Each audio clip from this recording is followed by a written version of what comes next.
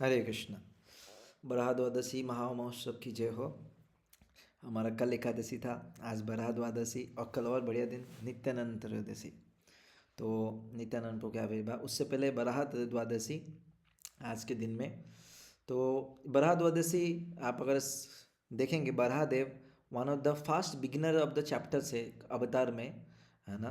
क्योंकि बहुत सारे अवतार जब आए थे, जो सत्युग स्टार्ट होता है वो हिरण्यकश्यप और हिरण्याक्ष के स्टोरी से स्टार्ट होता है।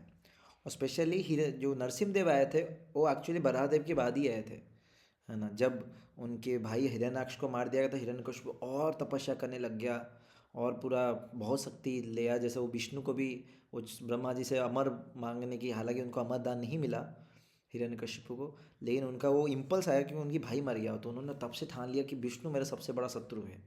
तो हर जगह हिरण्यकश्यप ने अपना बंद कर दिया। ब्राह्मण को जहाँ पे भी कोई विष्णु नाम लेता तुरंत मार देता था अपने सैनिकों के साथ। तो बहुत एंटी हो गया था। और तो स्टार्ट कैसे हुआ ये सब, बराह देव की एंट्री से।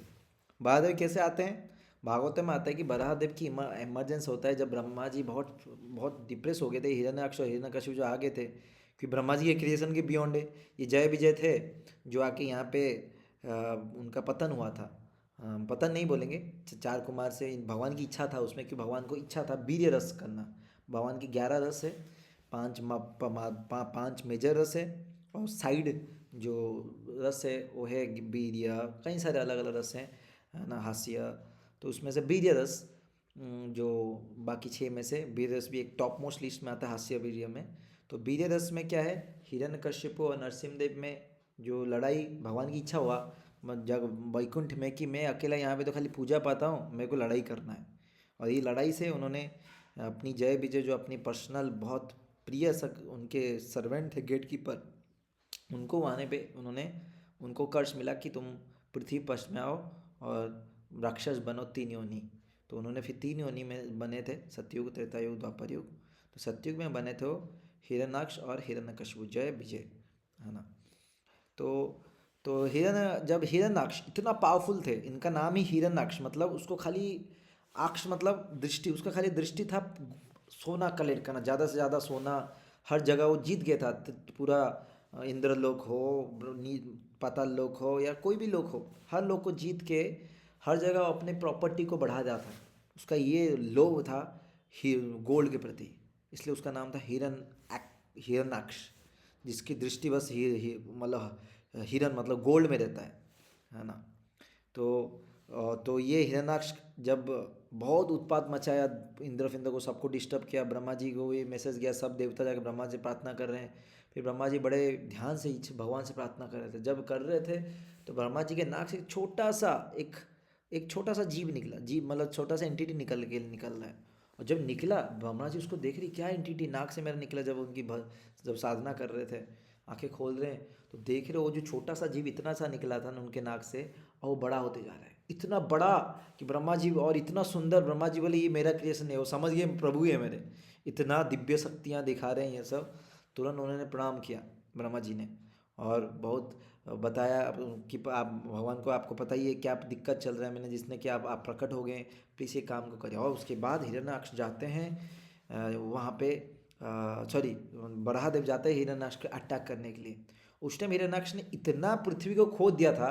आजकल जैसे माइनिंग में लोग देखें, सब खोद रहे हैं, कोयला निकाल रहे हैं, कोई ज्वेल्स निकाल रहे हैं, कोई हीरा निकाल रहे, खोद रहे हैं, उससे पृथ्वी अनस्टेबल होता है। और हिरण्याक्ष ने इतना खोद दिया था पृथ्वी से वो सारा सोने के लिए, पृथ्वी अनस्टेबल हो गई थी। और बताया जाता है कि पृथ्वी जाके गर्भोदक्षय सागर में उसने खोद के साथ ले लिया और उसको गिरा दिया था, है ना। और वो गर्भोदक्षय सागर जिसमें हमारे गर्भोदक्षय विष्णु लेटे रहते हैं, है ना। आपने देखा हो जो विष्णु कभी पिक्चर हमारे हिंदू में बहुत फेमस है, जिसमें लक्ष्मी जी पाँव दबा रहे हैं और विष्णु लेटे हैं सर मतलब अपनी आनंद शेष की सया में, है ना।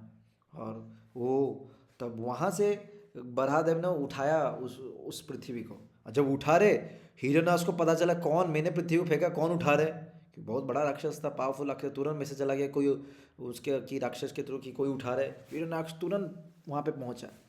जब पहुंचा तो बराह को ऐसे गाली दिया, हे सुअर कहीं का, कि बराह का जो अवतार है वो सुअर, हालांकि वो सुअर है, ये वाला सुअर नहीं जो यहाँ पे सुअर को सबसे गंदा माना जाता है, लेकिन ये सुअर दिव्य सुअर है, ट्रांसेंडेंटल बोर, है ना। तो वहाँ पे उन्होंने फिर उठाया, जब उठा रहे थे खूब गाली, लेकिन बरादेव बस सह रहे थे कि कोई बात नहीं, मैं एक बार पृथ्वी को अपनी स्थान में रख दूँ। जो एक बार उन्होंने पृथ्वी को स्थान में रखा, अब ऐसे लड़ाई घमाघम हुई, सब देवता देख रहे, ऐसे ना भूतवा ना भभी, ऐसे लड़ाई कभी हुई नहीं थी। बस देवता लोग देखा, और हिरण्याक्ष कोई छोटा मोटा नहीं था, भगवान ने चूज किया था ना, मेरे कोई भक्त हो जो मैं जिससे लड़ाई कर पाऊँ। और उन्होंने चूज किया one of the very powerful जय विजय, अपना सिक्योरिटी गार्ड्स, मतलब भगवान के सिक्योरिटी गार्ड बाउंसर्स क्या होंगे सोचिए, वो भी टॉप क्लास बाउंसर्स ये। और उनके साथ लड़ाई हो रही है, वो भी राक्षस को उतना शक्ति भी दिया है भगवान ने, और खूब लड़ाई हो रही है ना। और ऐसे लड़ाई की कभी होता है कि जो बराहदेव की गदा था उनके हाथ से भी गिर गया, खूब बराहदेव को धक्का मिल रहा है, कभी लात पड़ रहा है। बराहदेव ने बहुत मार खाया, लेकिन मज़ा नहीं है ना जब वन साइड गेम हो, खाली जीत रहा है। बरादर भी हारे तो सारे देवता लोग बड़े परेशान, सब प्रार्थना करें, प्रभु आप ऐसे नाटक मत करिए, हमें मर रहे हैं, हमें डर लग रहा है ना। तो फिर फाइनली बरादेव इतना लड़ाई कर रहे थे, एक सेकंड में एक थप्पड़ लगाया, एक थप्पड़ प्यार से सीधा हिरण्य का जो चटनी घूम घूम के पड़ा एकदम, उसकी प्राणवायु चली गई, मर गया वो। और फिर वहाँ पे ये दिन है जिसको बराह द्वादशी बोलते हैं, इसी दिन में आके इन्होंने ये महान लीला किया था। और चैतन्य महाप्रभु ने भी, जब महाप्रभु श्री चैतन्य महाप्रभु नवद्वीप में, उन्होंने भी मुरारी गुप्त के सामने, है ना, दिखाने के लिए मैं ही वो वराहदेव हूँ, उन्होंने एक बार ऐसे ही किया था कि वहाँ पे एक पॉट पानी रखा हुआ था, एक कंटेन मतलब एक मटका में, उन्होंने अपनी गुस्से में जब, है ना, कि मैं इतना सारे राक्षस को हटाऊंगा, तो उन्होंने अपनी मुंह से नाक के ऊपर एक महाप्रभु का पावर है, उन्होंने पूरा रख दिया और पूरा गर्जना कर रहे, मैं नहीं छोड़ूंगा इन राक्षसों को।